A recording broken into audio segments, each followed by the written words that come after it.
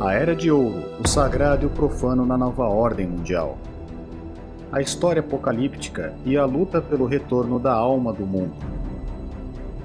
É possível medir o precipício que separa as duas modalidades de experiência, a sagrada e a profana.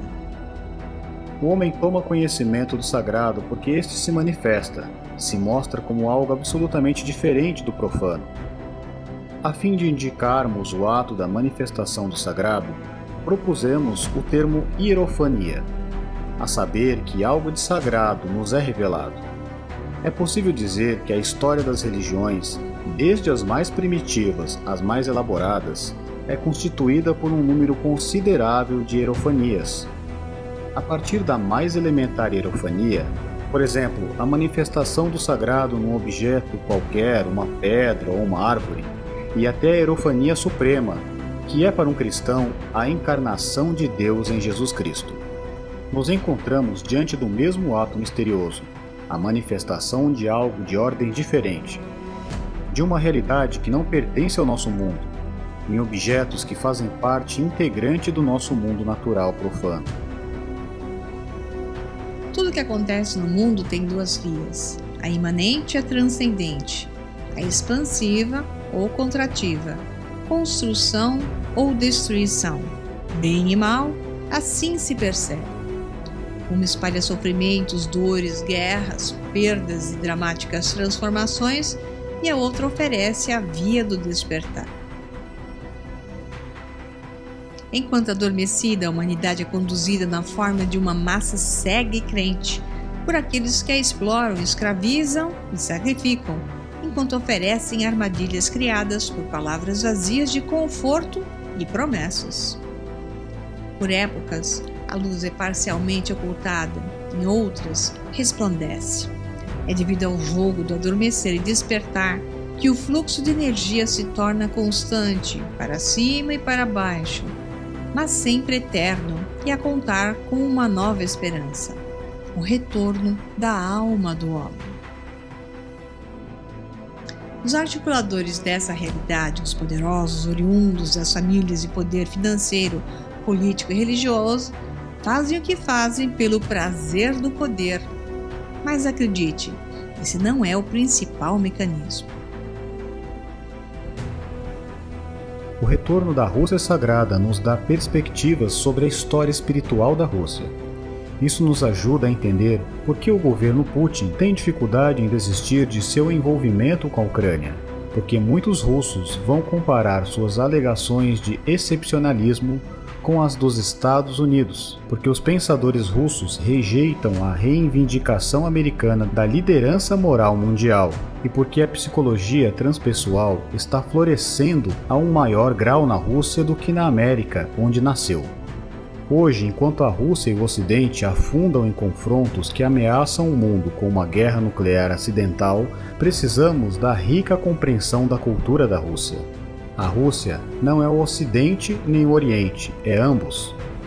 A participação de profundas correntes cristãs místicas, indígenas, esotéricas e ocultistas que foram, em sua maioria, perdidas ou esquecidas no cristianismo ocidental e ativamente suprimidas na modernidade secular.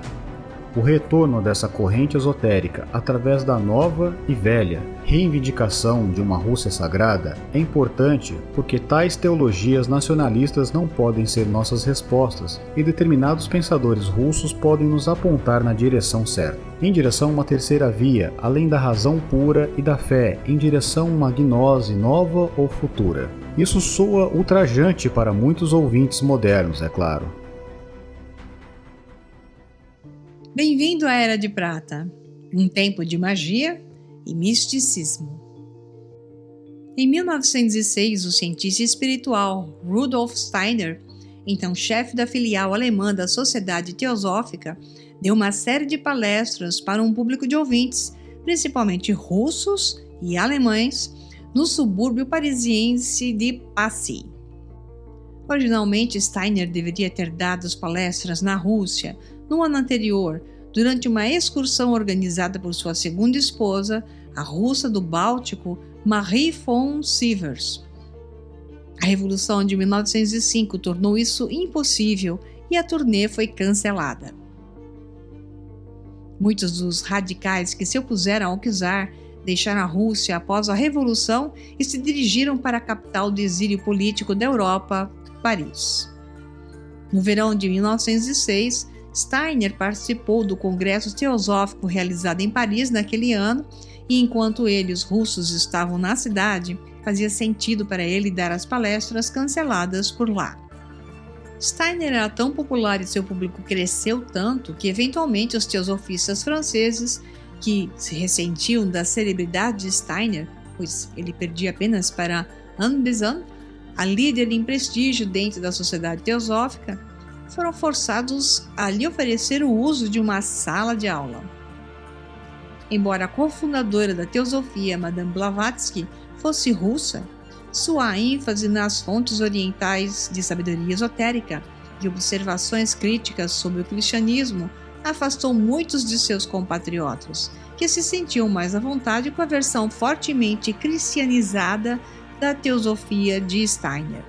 A Rússia, como a conhecemos, surgiu quando o príncipe Vladimir de Kiev aceitou o cristianismo ortodoxo oriental como a religião oficial de seu povo, em 989 da Era Comum. Uma fusão entre a emergente alma nacional russa e o cristianismo ortodoxo ocorreu e permaneceu em vigor desde então. E como o cristianismo ortodoxo tem um caráter mais místico do que o catolicismo ocidental ou o protestantismo, permitiu uma absorção mais fácil da ciência oculta cristianizada de Steiner. Steiner teve um público notável para suas palestras. Entre os que estavam sentados, estavam algumas das natas da vanguarda literária e espiritual russa. Estes incluíam o romancista, historiador e filósofo místico Dmitry Merezhkovsky, que escreveu sobre a Atlântida e o Apocalipse. Sua esposa, a poetisa Zinaida Gipius, conhecida frequentadora do famoso Stray Dog Café de São Petersburgo, lar de muitos místicos e artistas, e importantes figuras do movimento simbolista. Eles e outros poetas, romancistas, filósofos, artistas e músicos fizeram parte de um poderoso renascimento espiritual e cultural na Rússia, naquela Idade de Prata. Foi uma época de magia e misticismo que viu um ressurgimento vital do interesse pelo ocultismo e um profundo retorno aos valores espirituais e religiosos, juntamente com uma intensidade criativa, diferente de tudo o que o Ocidente havia visto desde o Renascimento. Este foi o tempo dos buscadores místicos, peregrinos da alma, exploradores de espírito que buscavam através da arte e das ideias a salvação do mundo. As qualidades que a próxima época deve desenvolver como sua tarefa, disse Steiner, eram um senso de comunidade, uma atitude de altruísmo, uma capacidade de paciência e uma abertura para a verdade superior. Tudo isso, ele acreditava, estava em estado embrionário no povo russo. Dentro deles estava a semente de uma nova era, algo que os representantes da Era de Prata também acreditavam. O personagem russo, disse Steiner, era uma criança, em cuja alma estão as perguntas que toda a humanidade deve responder para dominar o futuro. Por exemplo, para os russos, a ideia de um misticismo racional, um racionalismo místico, não é contraditório, é o sinal de uma consciência superior. O Oriente feminino e o Ocidente masculino, disse Steiner, devem se unir para produzir a criança da nova era, uma terceira via, combinando esses opostos e indo além de ambos. Muitas características da sexta época da cultura serão inteiramente diferentes daquelas de nossa época. As pessoas sentirão o sofrimento dos outros como seu e aceitarão os outros, sejam eles quem forem, como irmãos e irmãs. O bem-estar do indivíduo dependerá do bem-estar do todo, enquanto quaisquer verdades e crenças que se preza serão resultado de sua própria reflexão e estarão enraizadas em sua própria alma. Qualquer reconhecimento real da sexta época cultural terá que incluir o elemento espiritual na realidade. Essas potencialidades já estavam presentes no povo russo, disse Steiner, e era sua tarefa trazer à expressão definitiva as forças elementais que agora estão dentro deles. Sua consciência de sua missão e seu significado pode ser atualmente extremamente nebulosa e confusa, e compreendido no sentido errado. Tal conhecimento pode facilmente levar ao orgulho e à arrogância, precisamente no Oriente. Mas Steiner tinha fé nos russos. Eles eram o próprio povo de Cristo. Suas almas estavam abertas ao impulso de Cristo. E em sua aura o próprio Cristo estava presente. As palestras de Steiner deixaram uma forte impressão em seu público.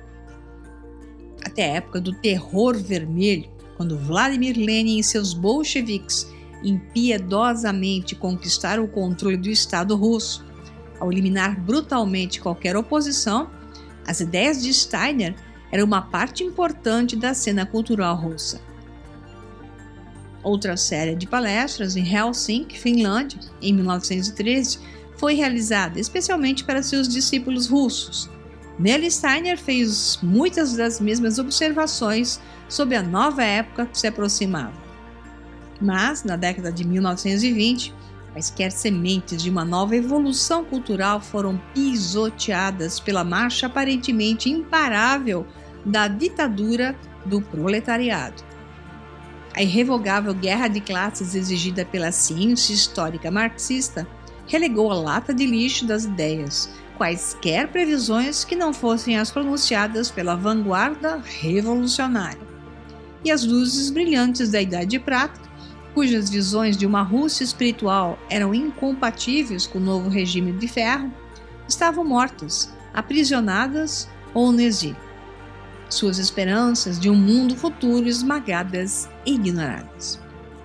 Pelo que restasse do século, seu trabalho ficaria na obscuridade, enquanto sua terra natal sofreria uma das piores tiranias que a história já conheceu. Assim, quaisquer que sejam os sinais de uma nova época cultural que pudessem estar surgindo nos dias febris da Idade da Prata, nos próximos 70 e tantos anos, eles não foram encontrados em lugar algum. Nos últimos tempos isso mudou, e tem havido um interesse renovado nas ideias e visões dos sábios da Idade de Prata e nas questões sobre o futuro da Rússia que eles tentaram responder. Talvez não surpreendentemente, esse interesse vem da própria Rússia, não apenas de seus leitores médios. Uma palavra sobre quem se deve ler nos dias de hoje veio de cima. Em 2014, na reunião anual da Rússia Unida, desde 2001 partido político dominante no país, juntamente com a retórica habitual da política partidária, o presidente russo Vladimir Putin transmitiu a seus governadores regionais algumas sugestões de leitura, e ele não tem vergonha de falar sobre seus escritores favoritos. Mas a lista de leitura que Putin passou aos seus governantes não sugeria uma revisão em Turgenev ou um incentivo para passar por Gogol. Os livros que Putin pediu que seus governantes lessem eram obras de filosofia. Eram livros de ideias sobre a Rússia. Os três pensadores que Putin sugeriu que seus governadores conhecessem eram Vladimir Solovyov, amigo do romancista Fyodor Dostoiévski, e segundo o falecido acadêmico russo-americano James Scanlon, o maior e mais influente dos pensadores filosóficos da Rússia. Nikolai Berdyaev, aristocrático cristão existencial, filósofo da liberdade, e Ivan Ilyin, um pensador mais político do que Berdyaev ou Solovyov, e cujas ideias, para alguns, formam uma espécie de fascismo russo. Todos os três foram figuras importantes da Era de Prata, e até o colapso da União Soviética em 1991, seu trabalho era, em sua maior parte, indisponível em sua terra natal. Desde então, eles e seus contemporâneos desfrutaram de um tremendo renascimento, juntamente com outras literaturas de cunho místico, oculto e espiritual, que por décadas foram proibidas no bloco soviético. Os livros que Putin pediu a seus governadores para ler, A Justificação do Bem de Solovyov, A Filosofia da Desigualdade, de Berdyaev, e Nossas Tarefas, póstuma de Ilyin, não são de virar a página, a menos que você goste dessas ideias. São textos filosóficos exigentes, apaixonados. Que um líder mundial peça a seus governadores que leiam obras de filosofia parece motivo suficiente para tomar nota. Mas a reação de grande parte da imprensa ocidental tem, talvez não surpreendentemente, sido menos do que adulatória. A ideia expressa por Steiner e outros profetas de um Ocidente em declínio, de que a Rússia tem uma missão histórica única, uma tarefa especial a cumprir de importância planetária, é compartilhada à sua maneira por Solovyov, Berdyaev e Ilyin. Como era de se esperar, isso não caiu bem com muitos membros do establishment crítico ocidental. Para eles, esses pensadores da Era de Prata e seus pensamentos sobre a ideia russa estão muito manchados. Para David Brooks, do New York Times, ler Solovyov, Berdyaev e Ilyin é entrar em um mundo de melodrama, misticismo e grandiosas visões escatológicas, destinadas a apoiar o excepcionalismo russo, a ideia de que é superior a outras nações do planeta. Maria Snegovaya, no Washington Post, a quem Brooks cita, expressa consternação por Putin estar lendo um bando de filósofos nacionalistas russos do início do século XX que estão preocupados apenas com o papel messiânico da Rússia na história mundial. Até a leitura de Putin e Dostoiévski, um de seus autores favoritos, é suspeita.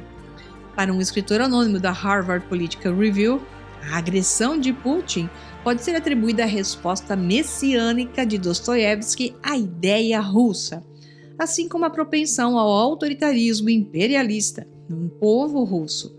O que se supõe explica os que recentemente voltaram em seu presidente por mais 6 anos. Tais ideias podem não ser mais do que o trabalho de uma imaginação muito ativa, e que tais crenças podem ser usadas para propósitos políticos duvidosos, é infelizmente muito verdadeiro. Mas talvez essas ideias sejam algo mais do que apenas imaginação, e talvez possam ser influentes de outras maneiras, além de informar a retórica jingoísta, ou seja, do nacionalismo exacerbado. Brooks e outros analistas ocidentais podem não levar a ideia russa a sério, mas era um tema que preocupava Dostoiévski, Tolstói e praticamente todos os grandes escritores russos do século XIX e início do século XX. E os filósofos que Putin designou para seus governadores regionais levaram isso a sério. E assim, ao que parece, Putin também. Nós deveríamos fazer o mesmo.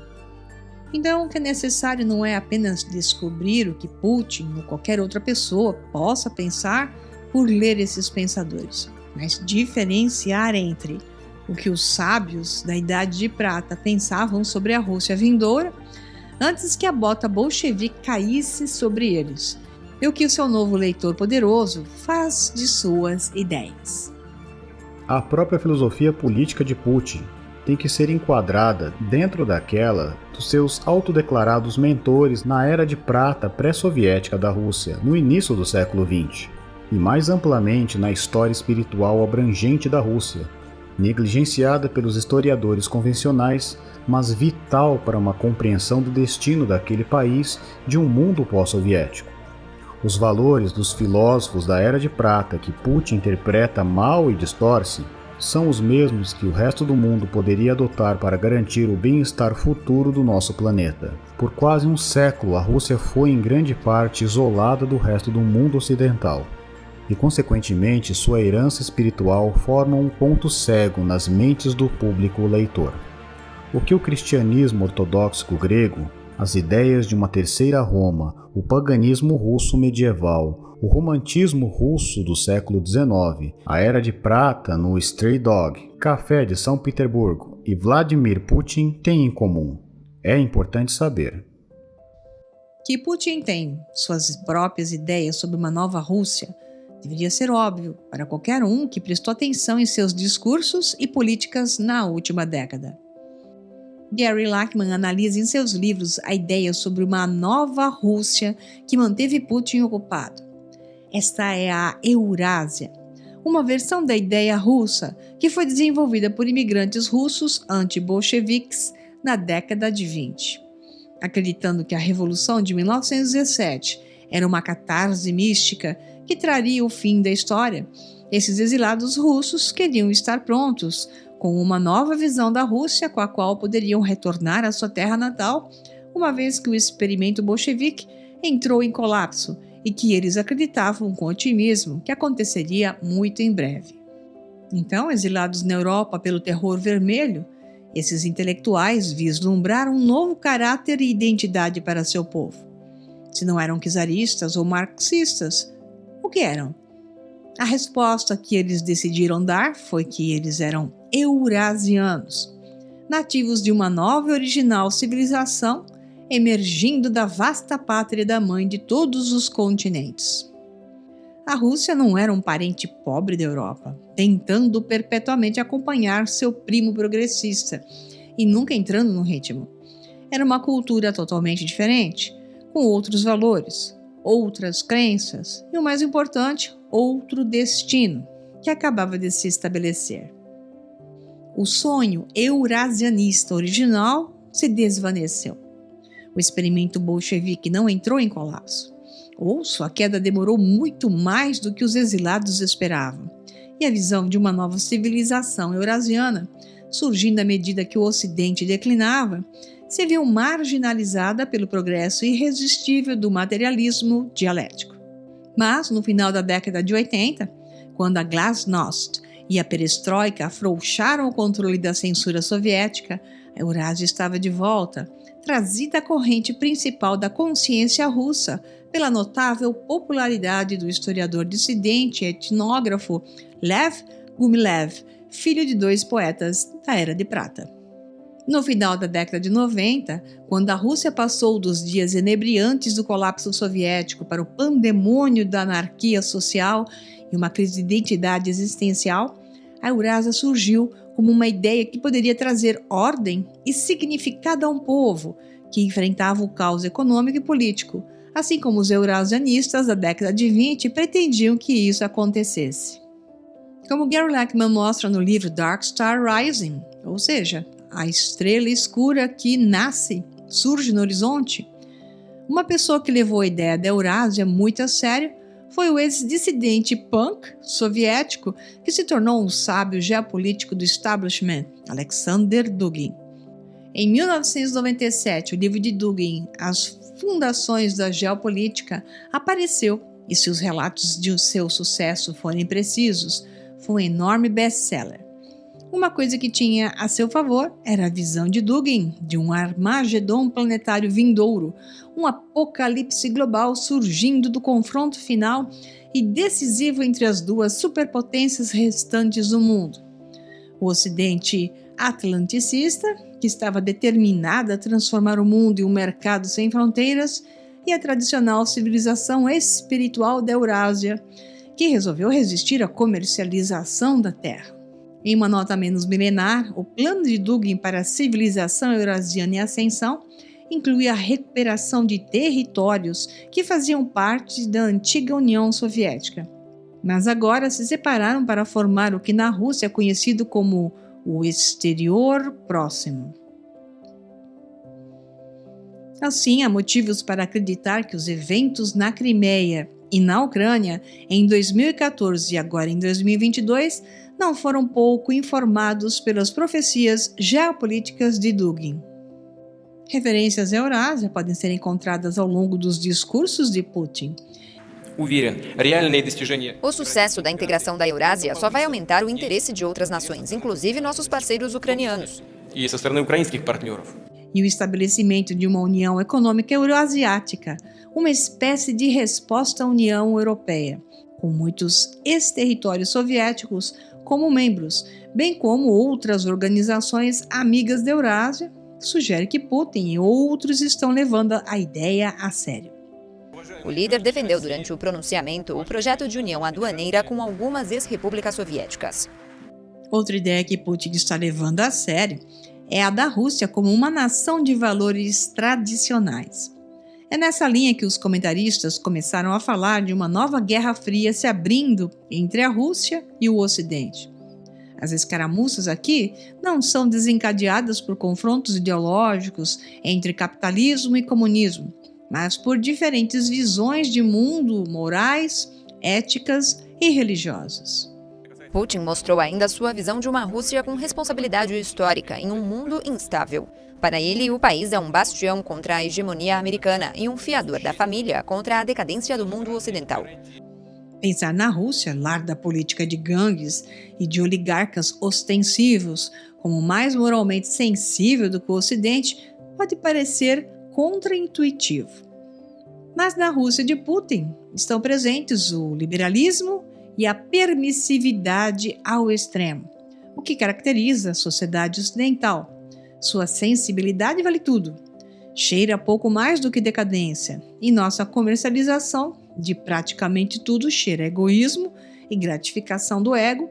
O eu ocidental independente de Steiner se transformou em um guloso, consumindo o eu. Então, nada parece resistir à propagação da economia do eu, em que tudo é cedente e negociável, até a realidade. Para isso, a Rússia de Putin mantém padrões mais tradicionais, e sua atitude em relação ao sexo, família e papéis de gênero parecem ao Ocidente progressista altamente conservadora. Portanto, se diz que Putin encontra seus valores tradicionais em sua crença ortodoxa, e é nesse papel de defensor da verdadeira fé que, junto à Eurásia e os pensadores da Idade Prata, a ideia da Rússia sagrada parece estar voltando. Essa foi uma identidade que a Rússia, seu povo portador de Deus, abraçaram praticamente desde o início, desde a primeira adoção do cristianismo ortodoxo até a tentativa de um governo teocrático durante o Império Moscovita do final da Idade Média e a ideia de que se trata de uma terceira Roma, após a queda da primeira e a captura de Constantinopla pelos turcos em 1453. Essa foi uma noção proposta pelo monge russo Filoteu de Pskov no início do século XVI, escrevendo ao grão-príncipe Vasily III em 1511. Ele diz: "Duas Romas caíram, uma terceira permanece, uma quarta não haverá." Roma havia caído para os bárbaros e Bizâncio para os turcos. Agora Moscou permanecia para assumir o manto do verdadeiro ensinamento cristão. E é aqui, talvez, que podemos encontrar as raízes da noção de que a Rússia tem uma missão, aquele destino especial que informa as diferentes versões da ideia russa. Embora muitos pontos de doutrina e dogma separem a Igreja Ortodoxa Oriental do catolicismo romano e do protestantismo, o que diferencia a ortodoxia de suas contrapartes ocidentais é sua atitude em relação ao fim dos tempos, o Apocalipse e a segunda vinda. Embora esses sejam de fato parte da Igreja Ocidental, geralmente foi amortecido qualquer zelo milenar e se concentraram mais em lidar com as crises e desafios da vida cotidiana. Aquele "arrependam-se, pecadores, porque o fim está próximo" é deixado pelos profetas de esquina e as testemunhas de Jeová. A Igreja Ocidental tem sido mais deste mundo, e seu interesse no poder mundano é uma das críticas que sua contraparte oriental fez contra ela. Os dias finais, no entanto, sempre foram de grande importância para a Igreja Oriental, que sempre foi mais aberta ao misticismo e ao conhecimento esotérico. Seu foco tem sido mais escatológico que o do Ocidente, e essa antecipação da segunda vinda e o estabelecimento do reino dos céus na terra foi algo que o povo russo abraçou de todo o coração quando aceitou a ortodoxia oriental como sua religião. Levava muito a sério a ideia do renascimento, e é por isso que a Páscoa é um dia sagrado muito mais importante no calendário ortodoxo do que o Natal. A ressurreição era essencial. Eles não falaram sobre o Apocalipse da boca para fora. Essa crença de que o mundo estava se movendo em direção a algum evento após o qual tudo seria diferente, se tornou parte da alma russa. Como disse Berdyaev, os russos são apocaliptistas ou nihilistas, ou seja, para eles é um caso de tudo ou nada, ou o milênio e o céu na terra, ou o vazio. Mas o caráter místico e espiritual da alma russa parecia estar em vigor mesmo antes de seu contato com a ortodoxia e sua adoção da verdadeira fé. Antes da viagem da princesa Olga de Kiev a Constantinopla em 957, cuja beleza a dominou e garantiu sua conversão, o povo russo tinha uma rica tradição pagã, cheia de deuses e deusas, forças elementais e espíritos da natureza. Tal como acontece com outros povos pagãos convertidos ao cristianismo, dos quais os russos foram um dos últimos, essa tradição não se extinguiu, mas foi mantida ao lado da nova crença cristã, um arranjo conhecido como dupla fé. Um exemplo, talvez, da capacidade da alma russa de manter ideias contraditórias simultaneamente e das tensões em ação ao as fazer. Assim, esse antigo animismo pagão achou fácil acomodar a nova crença e, em vez de ser erradicado por ela, entrou nela. Com a ajuda de ícones misticamente potentes, janelas para outro mundo, como eram chamadas pelo padre Pavel Forensky, uma figura que era importante na Idade da Prata, esse paganismo nativo ajudou a espalhar a ortodoxia na Rússia. Durante os séculos do jugo mongol, a influência do xamanismo e outras práticas mágicas chegou às cortes dos príncipes russos vassalos, e quando esse jugo foi quebrado, nos dias do Império Moscovita, alquimistas, herméticos, cabalistas e outros sábios das ciências ocultas foram bem-vindos e seus conselhos procurados. Mas uma importante influência esotérica na história da Rússia foi a maçonaria. Se acredita que Pedro o Grande, o czar ocidentalizado, cuja cidade homônima, Petersburgo, era vista como uma janela para a Europa, tenha sido iniciado em uma loja maçônica durante sua visita à Inglaterra em 1698. Então, durante o reinado de Catarina a Grande, a maçonaria se espalhou por toda a Rússia, e as ideias sociais e religiosas progressistas associadas a ela prepararam o terreno para o grande despertar artístico e espiritual da alma russa no século XIX. Ideias esotéricas chegaram até mesmo ao czar Alexandre I, salvador da Europa nas guerras napoleônicas e líder da Santa Aliança, que se acreditava ter forjado sua própria morte para se aposentar do poder para passar seus últimos dias em contemplação espiritual. E que os últimos dias dos Romanov foram cheios de expectativas místicas e apocalípticas é bem conhecido. Rasputin é a figura mais notória aqui. Ele não foi o único personagem místico que deu conselhos à dinastia condenada. Nos anos do domínio soviético, ideias de caráter oculto, místico e mágico continuaram a influenciar os comissários e camaradas do grande experimento bolchevique, com os buscadores de Deus se tornando construtores de coisas de Deus. Mas um historiador observou que a tendência milenarista do pensamento russo o tornou mais receptivo à visão marxista de uma utopia sem classes vindouras. Com o interesse de Putin em noções como Eurásia nos filósofos da Idade da Prata e seus gestos em direção à Rússia sagrada, esse interesse russo por coisas místicas e apocalípticas parece continuar. A visão geral da história russa aqui é um exemplo, levando à Idade de Prata, quando a busca perene pela identidade nacional incluía consciência psíquica e inspiração espiritual. Os principais representantes dessa filosofia são Blavatsky, Steiner, Ouspensky, Roerich, Rasputin, Papus e os filósofos cristãos Berdyaev e Solovyov. A surpresa é que um século depois, sob Vladimir Putin, as filosofias e ideias daquela época estão sendo revividos e ativamente promovidos. Enquanto os principais pensadores do Ocidente negam qualquer significado ao cosmos ou à história humana, a Rússia parece ter tomado um rumo filosófico digno de estudo e respeito. Na Semana do Sagrado e o Profano da Nova Ordem Mundial, examinaremos o que podemos chamar de história mística da Rússia, sua conexão e obsessão pelo Apocalipse e especialmente o que isso significa para nós na atualidade.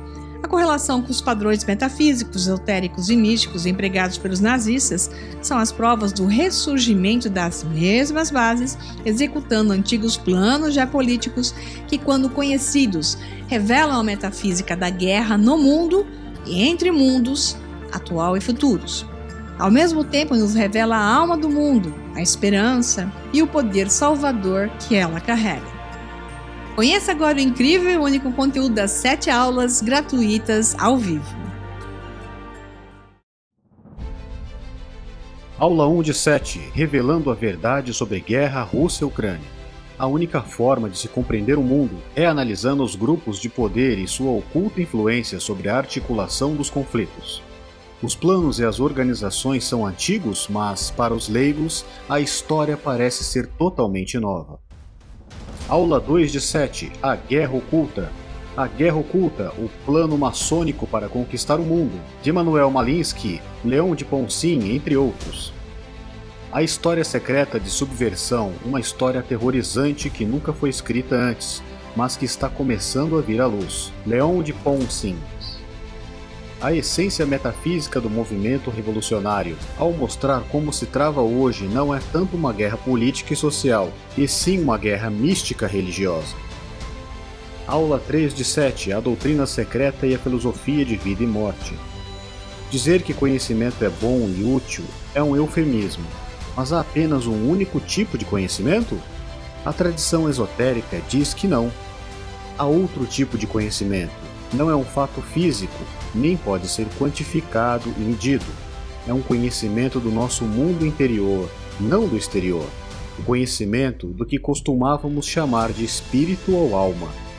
Esse algo invisível, intangível, que nos anima e que nos leva a questionar quem somos e qual o nosso lugar. Mas como esse conhecimento tem sido usado para aprisionar e conduzir a humanidade sem que ela se dê conta disso, ao invés de libertar? Quem e por quem o conhecimento da verdade nos é impedido? Aula 4 de 7, o declínio do Oeste. O fim do jogo para o Ocidente já começou? Está em declínio terminal, tentando desesperadamente reviver as formas mortas e tradições enterradas que animaram seu espírito prometeico, em seu apogeu juvenil e exuberância. Mas na velhice, tudo parece absurdo e, portanto, em vão, pois o Ocidente se cansou de si mesmo, incapaz de inovar nas artes ou na filosofia. O Ocidente está a caminho do túmulo, e o que verá a luz a seguir deve necessariamente ser algo completamente novo, e não apenas um cadáver reanimado. Aula 5 de 7, a verdade sobre a Rússia e a luta contra a globalização. Os Estados Unidos são o fim de algo antigo, é o produto da transplantação do racionalismo e do materialismo para o novo mundo, que se tornou o fim de algo há século em declínio. Enquanto a América se apresenta como o líder ocidental, é o líder da escória de uma civilização cuja cultura muito se ossificou e está em uma espiral descendente. Seria Putin o Catecon? O opositor da besta apocalíptica? O falso Messias ou a besta do Apocalipse? Você é capaz de enxergar toda esta mortal manipulação através da mídia como um todo? Aula 6 de 7, o retorno da Rússia sagrada. A Rússia não é o Ocidente e nem o Oriente, é ambos, e participa de profundas correntes cristãs místicas, indígenas, esotéricas e ocultas que foram em sua maioria perdidas ou esquecidas no cristianismo ocidental e ativamente suprimidas na modernidade secular. O retorno dessas correntes esotéricas através da nova e velha reivindicação de uma Santa Rússia é importante porque tais teologias nacionalistas não podem ser nossa resposta e determinados pensadores russos podem nos apontar na direção certa. Em direção a uma terceira via, além da razão pura e da fé, em direção a uma gnose nova, futura. Isso soa ultrajante para muitos ouvidos modernos, é claro. Aula 7 de 7, a Era de Ouro, o sagrado e o profano na nova ordem mundial. Qual é o conteúdo e para quem é e para quem não é o curso A Era de Ouro, o sagrado e o profano na nova ordem mundial? A história apocalíptica e a luta pelo retorno da alma do mundo. É possível recuperar a alma humana, a libertar e a conduzir para uma verdadeira Era de Ouro? Claro que sim. Mas para tal você precisa ser capaz de enxergar essa realidade e saber como lidar com ela, sem ser enganado, antevendo os planos de desdobramento da guerra entre Rússia e Ucrânia e tudo o que se dará a seguir. Você já está pronto para esse fluxo de transformação e esperanças? Então se inscreva no link sinalizado para assistir gratuitamente a série de 7 aulas. Eu te vejo ao vivo.